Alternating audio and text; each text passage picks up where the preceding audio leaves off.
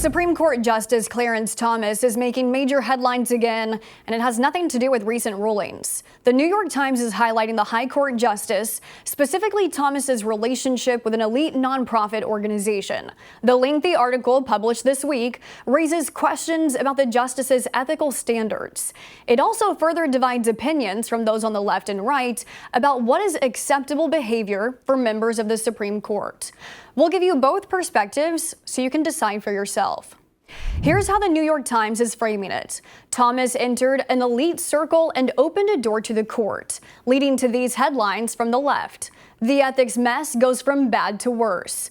About Clarence Thomas and his rich friends. Wedding reception paid for by friend, and investigation uncovers more of Clarence Thomas's undisclosed freebies from wealthy pals. The Times addresses Thomas's relationship with the Horatio Alger Association. The nonprofit offers scholarships to low-income youth. Thomas has been a supporting member for 30 years.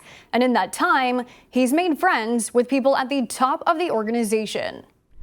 According to the New York Times, Thomas may have crossed an ethical boundary in his relations with the group and its members. Thomas gives the nonprofit access to the courtroom every year to hold an annual ceremony for new members. Thomas had been gifted VIP tickets to college and NFL football games. David Sokol, a wealthy businessman who Thomas met through the association, invited Thomas to luxurious retreats at his mansion in Florida and ranch in Montana. The Times points out none of the above were found on financial disclosures.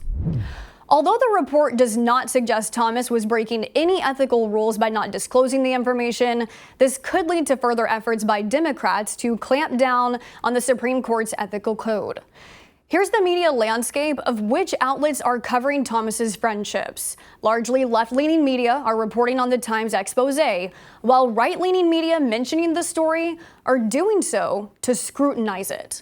For example, the New York Post editorial board criticized the Times reporting, calling it a hefty hit piece and character assassination. The Times never states Thomas's personal relationships influenced any of the decisions on the bench.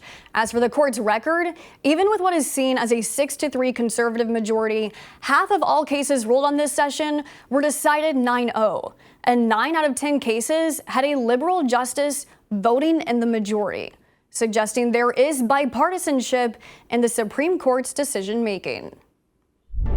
At Straight Arrow News, we help you cut through the noise and break free from the mainstream. How do we do that? By utilizing our Media Mist tool, we'll show you what the liberal and conservative outlets aren't reporting.